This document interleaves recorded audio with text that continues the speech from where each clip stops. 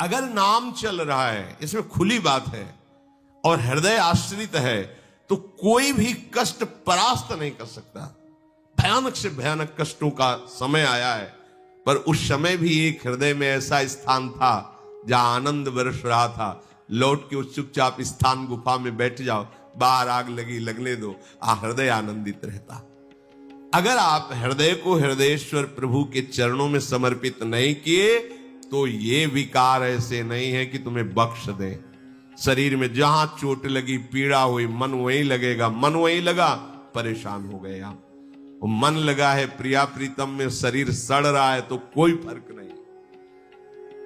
ऐसे साधु जो तितिक्षवः, ये केवल भगवद आश्रय से होता है, भगवत भजन से होता है। दूसरी इसमें कोई सिद्धि काम नहीं करेगी। ये सिद्धि आनी चाहिए, चाहे कोई गाली दे, अपमान दे, चाहे अब जो हो। अब तो हरि चिंतन छूटने वाला नहीं। लागी लगन छूटे नहीं, जीभ चोच बर जाए, मीठो कहा अंगार में, जो चकोर चबाए। चकोर आग खाता है, चकोर को कपूर दे नहीं खाएगा, वो आग खाता। क्यों? उसने सुन रखा है कि भगवान शंकर चिता की भस्म लगाते हैं, और चकोर को चंद्रमा से प्यार है, और चंद्रमा तक उसकी उड़ान नहीं है। पर प्यारे को प्राप्त करना है तो कैसे प्राप्त करें? तो सोचा आग खाऊंगा, भस्म हो जाऊंगा, कभी महादेव जी कृपा करेंगे और हमारी चिता की भस्म लगा लेंगे ऐसे, तो वही मस्तक पर हम चंद्रमा विराजमान है द्वितीया का। प्रीतम से मिलन हो जाएगा। प्रीतम से मिलन की लालसा से चकोर आग खाता है, आग। वो भस्म होकर भी प्रीतम से मिलना चाहता है। वही परमार्थ का पथिक है जो हर कष्टों को रौंदता हुआ हरि की तरफ बढ़े। जो भगवत प्रेमी होते हैं वो लौकिक सुखों में अपने भजन के बल को नहीं लगाते हैं, लौकिक दुखों की निवृत्ति के लिए भजन बल का प्रयोग नहीं करते हैं। वो केवल भगवत प्राप्ति के लिए ही भजन करते हैं। इसलिए उनमें सब कुछ सहने की सामर्थ्य होती। सखुबाई को खंभे में बांध करके डंडे से रोज पीटता था उसका पति। सास कितना दुर्व्यवहार करती थी, लेकिन एक क्षण के लिए भी विट्ठल का चिंतन कभी नहीं रुका। एक दिन देखा कि साधु मंडली जा रही है भगवान विट्ठल नाथ जी के दर्शन करने के लिए। विचार किया कि रोज कष्ट सहती हूं, बहुत बहुत और मार पड़ेगी, एक बार जाकर ठाकुर के दर्शन कर लेती इस मंडली के साथ। जो ही चली, किसी ने बता दिया, फिर पकड़ के पिटाई हुई, बांध दिया खंबे में, नहीं जाने दिया। कितना दुर्व्यवहार करते थे सखुबाई के साथ। वो कभी प्रभु से इसलिए नहीं रोई कि मुझे ऐसे परिवार में दे दिया आपने, नहीं। पति की सेवा, सास की सेवा, वो भोजन भी नहीं देती, मारती पीटती। अब तो खंबे में ही बांध दिया कि ये तो भाग जाएगी ठाकुर जी के पास। जानते हो, विट्ठल स्वयं आ गए और सखुबाई से कहा तुम्हें जाने का मन है, तुम जाओ।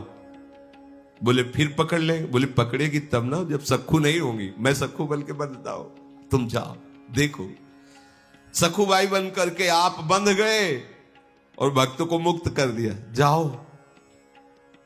क्या है ये है साधुता। जरा सा कोई प्रतिकूल हो जाए तो कहते हैं हमारा भजन नहीं बनता क्योंकि परिवार के विरोध करते हैं। वहां तो रोज पिटाई होती थी, भजन छूटा। भागमती बाई,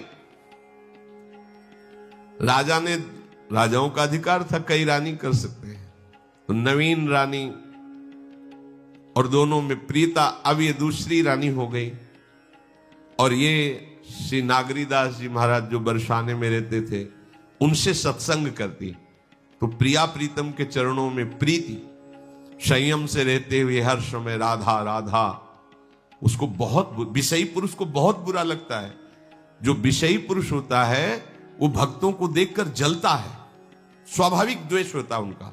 भक्त किसी से द्रोह नहीं करते, पर जो विषयी और पापात्मा जन होते, इनके हृदय में दाह पैदा होती है उनको देख के, और वो सोचते हैं ये मर जाए, ये नष्ट हो जाए, इनका किसी भी तरह अहित हो जाए, उनकी चेष्टा होती है। और रोज पीटते और कैसा बर्ताव करते, रात्रि में उनके ऊपर शैया लगाते और उसके ऊपर नवीन रानी के साथ खिलवाड़ करते। ऊपर सैया, नीचे भागमती बाई, पिटाई, कैसा दुर्व्यवहार। एक दिन मन में आया कि अब जब जगतपति से प्यार हो गया तो अब क्या, छोड़ करके सब आ गई बरसाने में, लाडली जी की शरण में। महान परमहंस श्री नागरीदास जी की कृपा से लाडली का साक्षात्कार उनको। कैसा कष्ट सहा मीरा जी, कैसा कष्ट सहा। रत्नावती जी का चरित्र कैसा, किसी भी महान भक्त का चरित्र। अगर आपके अंदर सहनशीलता नहीं है तो भगवत भक्ति कैसे कर पाएंगे आप। 4 लोग प्रणाम कर दिए तो फूल गए, कुछ लोग निंदा कर दिए तो रोने लगे, ऐसा नहीं। भरी सभा में तुम्हारी निंदा हो तो भी तुम्हें मुस्कुराना पड़ेगा, क्योंकि तुम्हारे भगवान तुम्हें पुष्ट करना चाहते हैं। अगर तुम थोड़ी बातों में, तो फिर बहुत बड़ा हमारा युद्ध है, छोटा मोटा युद्ध है। हर बात सहनी है, हर बात, और हर बात हंसते हुए सह सकते हो। एक ही उपाय है, प्रभु के चरणों का भरोसा और नाम जप। मान लीजिए, इससे आप सब जगह जीत जाएंगे, सब जगह। तो तितिक्षवा, और दूसरा कारुणिकाहा, स्वभाव में करुणा होती है।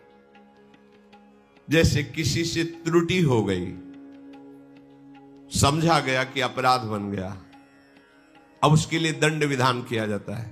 चलो आप इतने वर्ष हमारे समीप नहीं आओगे, दूर रहो। अब सबको लगता है कितने कठोर हैं कि इन्होंने दूर कर दिया। तुम पास हो उतना चिंतन नहीं होता जितना वो दूर है उसका चिंतन हो रहा है।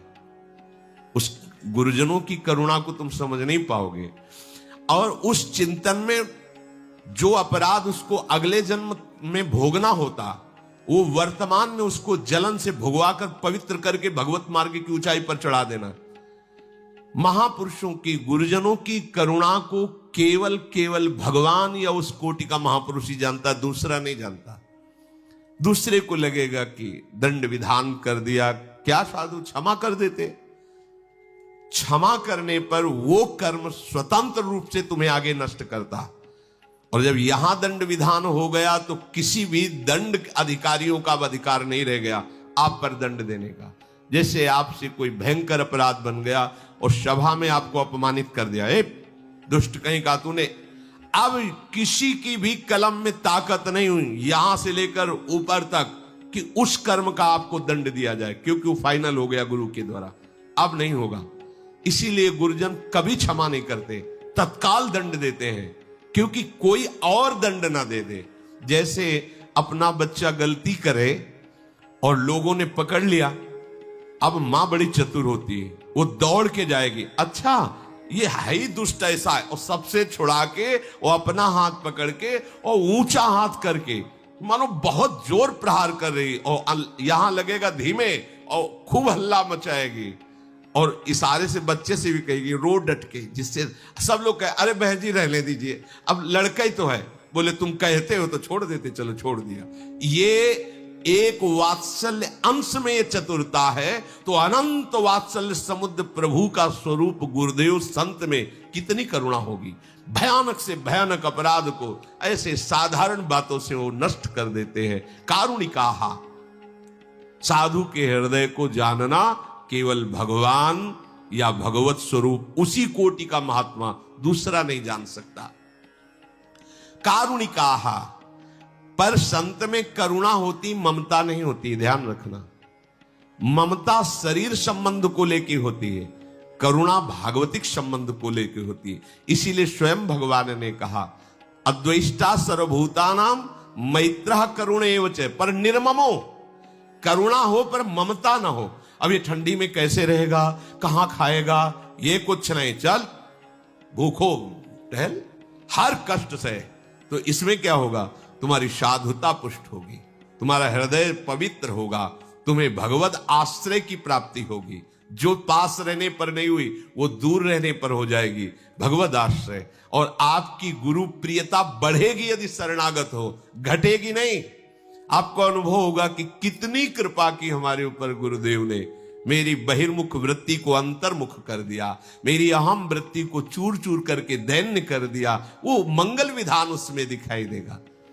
अच्छा, ममता होती है तब फिर देह भाव का पोषण होता है, और जब भगवत भाव होता है तो करुणा होती है पर ममता नहीं दिखाई देती। इसीलिए जो ममता से जीने वाले लोग हैं वो लौटकर फिर ममता के आंचल में चले जाते हैं। उनको ये पता नहीं होता कि गुरु की ममता क्षमता को पहुंचा देगी और उनकी ममता नरक पहुंचा देगी। ये ममता ही तो संसार का वो जाल है जो प्रभु से मिलने नहीं दे रहा। सबकी ममता ताग बटोरी मम पद्म, यही गुरु करते हैं। हर एक ताग को खींच खींच के मोटी रस्सी बना के तुम्हारे मन को प्रभु के चरणों में बांध देते हैं। सुहृदा सर्वदेहि नाम, ये संत जन समस्त देहधारियों के अकारण मित्र होते हैं। अकारण, जैसे संतों का दुलार प्रकट होता है तो तत्काल आपका देहाभिमान जागृत होता है। ध्यान देना, मेरे में कुछ तो है जो ये मुझे बहुत प्यार करते हैं, कुछ तो है ना। आज माला पहनाया, गले से लगाया, हमें शाबाशी, कुछ तो है ना मेरे अंदर। कुछ नहीं है तुम्हारे अंदर, तुम उनके हो इसलिए वो दुलार कर रहे हैं। और जिनको ये लगा कि मेरे द्वारा ही, कुछ नहीं है, ये भ्रम कभी मत करना, क्योंकि उनका स्वभाव होता है सुहृदा सर्वदेहि नाम। कभी किसी उमंग में है लाडली की, बरस पड़े, गले से लगा रहे, माला पहना रहे, दुलार कर रहे हैं, ये चुनरी ले लो, ये प्रसाद, आपको लगा कुछ मेरे में गुण है जिससे प्रभावित हुए, कुछ तो तपस्या साधना है, कुछ नहीं है। ये उनकी अहेतुकी कृपा है, ये सदैव समझना। अगर अपने में कहीं गुण भाव कर लिया तो आप फिर फंस जाओगे माया में। ये होता है जब हमें प्यार और दुलार मिलता है तो वो अंदर का दबा हुआ अहंकार उठता है कि सबको तो नहीं हुआ ना, मेरे में तो कुछ है ना। नहीं, आप बहुत बढ़िया सेवा करो, भगवान की बड़ी कृपा है, आप ऐसे सेवा में। एक गुमान जागृत, एक मिठास हृदय में, वो मिठास हटाने के लिए अगले दिन ही देख लेना। अगले दिन ही ऐसा ऑपरेशन होगा कि लगेगा कि कल तो माला पहरा रहे थे, आज क्या हो गया है। वो जो तुम्हारे अंदर उठा उस, और अगर कृपा पात्र हो तो आपकी ग्रीवा झुक जाएगी कि मुझ अधम पर इतना दुलार, मैं तो किसी योग्य नहीं हूं, पर इतना गुरुदेव का प्यार और समर्पण, उधर से और प्यार, पर यह देहाभिमान बीच में बाधा खड़ा कर देता है। संत जन सुहृदा सर्वदेहि नाम। फिर अजात शत्रवहा, एक भी दुश्मन कोई संसार में नहीं होना चाहिए। ये खास बात पकड़ो, संत का एक भी शत्रु नहीं होता। पूज्यपाद सिउड़िया बाबा जी ने कहा, यदि कोई तुमसे ना बोले, द्वेष करे, तो तुम अपने आप से उससे बोलो राधे राधे। वो जल के बोलेगा राधे राधे करता है, जब सामने पड़े तो है। जो आपसे द्वेष करता है, जो आपको बुरा चाहता है, आपका अमंगल चाहता है, ये जरूर करना। सामने जो ही पड़े सो हाथ जोड़ लेना, पर अहंकार है तो नहीं जोड़ पाओगे, इसके हाथ जोड़ेंगे। हाँ, तो ये हमें कमजोर समझता है क्या? ये भक्त का लक्षण नहीं, ये तो संसारी पुरुष करते हैं। वो तुम्हारा अमंगल का पूरा विधान रच रहा हो, जब आपके सामने पड़े तो आप ऐसे श्री हरिवंश राधा राधा राधा राधे राधे, वो देखे ना, वो गाली दे तुम्हें मतलब, इससे क्या होगा? तुम्हारी आध्यात्मिक उन्नति हो जाएगी और वो जहां है उससे नीचे जाएगा, क्योंकि उसके आचरण ऐसे। आपको नहीं सोचना कि नीचे जाए, आपको तो अपनी भाव में रहना है, उसका अमंगल नहीं बनाना। अगर आपने द्वेष मान लिया कि ये तो हमारे प्रति द्वेष भाव रखता हो, आपने स्वीकार कर लिया कि ये द्वेषी है, तो आपका शत्रु भाव दृढ़ हो जाएगा। शत्रु भाव दृढ़ हुआ तो ये लक्षण आप में नहीं आएगा। अजात शत्रवा, सेवक जी महाराज ने कहा है, हरिवंश नाम लीन जे अजात शत्रु ते सदा। भगवत प्रेमी महात्मा अजात शत्रु होता है। जैसे अजात शत्रु शब्द महाराज युधिष्ठिर के लिए भगवान ने दिया है। अजात शत्रु थे। रात्रि में एकांत में दुर्योधन जाता और प्रणाम करता है, युद्ध समय प्रणाम करके, भ्राताश्री कल कौन सा चक्रव्यूह रचा जा रहा है, वो बता देते थे। ये चक्रव्यूह रचा जा रहा है, उस जगह वो खड़े होंगे, उस जगह वो खड़े होंगे, उस जगह ऐसा, क्योंकि उनका कोई दुश्मन ही नहीं था। सरल हृदय, वो पूछे आके प्रणाम करके पूरी बात बता। तो दो प्रकार से रणनीति वहां होती थी, एक युधिष्ठिर जी के सामने होती थी और एक युधिष्ठिर जी को हटा के अकेले होती थी। और जो अकेले होती थी वो वहां रण में युधिष्ठिर जी के सामने वाली कैंसिल कर दी जाती थी। भगवान चतुर थे, पूरे से बैठ के युधिष्ठिर जी के सामने दुर्योधन आके पूछ गया, दूसरी चक्रव्यूह की रचना वहां जाता तो और ही कुछ श्री कृष्ण ना होते तो युधिष्ठिर जी कुछ नहीं छुपाते थे। तो शांताहा भगवान कह रहे हैं जो भगवत शरणागत होते हैं वो शांत होते हैं। शांत का मतलब किसी भी प्रकार से तुम्हें उत्तेजित किया जाए और तुम उत्तेजित ना हो। कोई किसी भी प्रकार की परिस्थिति लावे, घटना के उत्तेजित नहीं। और ऐसा होता है, आप तो देख ही रहे, संसार का ये नियम है। आप जब सत्य से चलोगे तो आपको 100 लोग वाह वाह करने वाले मिलेंगे, तो उसमें कुछ लोग ऐसे भी होंगे जो आपका विरोध करेंगे, आपको नीचा दिखाने की कोशिश करेंगे। तो 100 लोगों की तरफ तो दृष्टि देनी नहीं है, क्योंकि वो तो श्रद्धालु है। उन पर दृष्टि देनी है कि इन पर कहीं हमारा भाव न बिगड़ जाए। अगर एक भी व्यक्ति से भाव बिगड़ गया तो हम पूरी सृष्टि को भगवत स्वरूप कैसे देख पाएंगे? हमारा सवाल गलत हो जाएगा।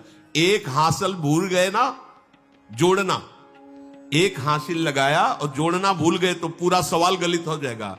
एक को हम शत्रु मानकर भूल गए कि ये प्रभु नहीं है तो पूरा सवाल गलत हो जाएगा, पूरी साधना फेल हो जाएगी। वहीं आके हमें अटकना पड़ेगा। एक जगह ममता कर ली, पूरा सवाल गलत हो गया, हिरण बनना पड़ा।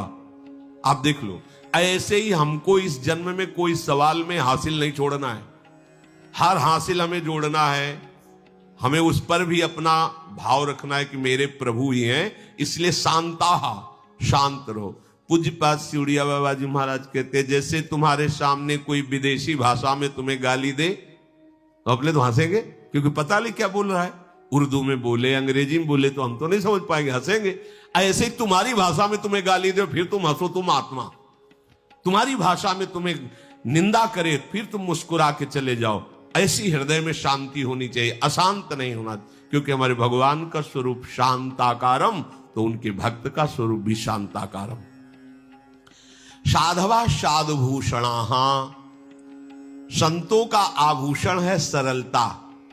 सरलता जो वाणी में वही हृदय में वही चेष्टा में, इसे सरलता कहते। कपट वाणी से कुछ और बोल रहे, हृदय से कुछ और है, आचरण में कुछ और है। ऐसा संतों का बर्ताव नहीं होता। जो उनके हृदय में होता है वही वाणी में होता है, वही उनके आचरण में होता है। अगर ये तीनों ना मिले तो साधु शब्द नहीं लगेगा उसके आगे। साधु शब्द वाणी में कुछ और, चित्त में कुछ और, आचरण में कुछ और, तो साधु शब्द नहीं लगेगा। साधु मनस एकम वचस एकम, मन एक, वचन एक, क्रिया एक, तीनों का एक मिलान होना चाहिए और तीनों शास्त्र प्रमाणित होने चाहिए, मनमानी नहीं।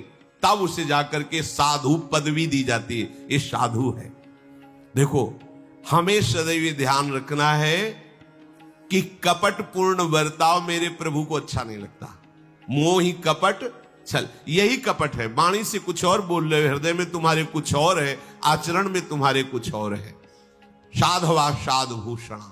अब प्रभु जो आगे बात करे बहुत मंगलमयी, जो भगवान जिन संतों के प्रति कह रहे हैं कि समर्पण मात्र से भगवत प्राप्ति हो जाती है। मई अनन्येन भावेन भक्तिम कुर्वन्ति ये दृढ़ाम मत कृते त्यक्त कर्माणस त्यक्त स्वजन बांधवाहा। स्पष्ट आज्ञा है, जो केवल मेरे में ही अनन्य भाव रखते हैं। चर्चा कुछ भी हो पर हृदय समर्पित कहां है, ये बात देखी जाती है। महापुरुषन ने सब रस गायो देखनो, ये है कि उनको हियो कहां ठहरानो। जरूरत पड़ी तो रामायण बोल दी, जरूरत पड़ी तो विनय पत्रिका बोल दी, जरूरत पड़ी तो भगवान शंकराचार्य की बात, अमुक महापुरुष की बात, पर देखनो यह है कि इनको हियो कहां ठहरानो, इनका हृदय कहां स्थित है। तो एकमात्र श्यामाजू के गोरे चरणारविंद में, अपने आराध्य देव के चरणारविंद की निष्ठा ये केवल साधु में ही होती, दूसरे में नहीं होती। अब दूसरा चाहे वो पैंट शर्ट में हो चाहे भेष में हो, अगर साधुता है तो अपने आराध्य देव का अनन्य है, वो गृहस्थ में भी हो सकता है। वो विरक्त में भी हो सकता है।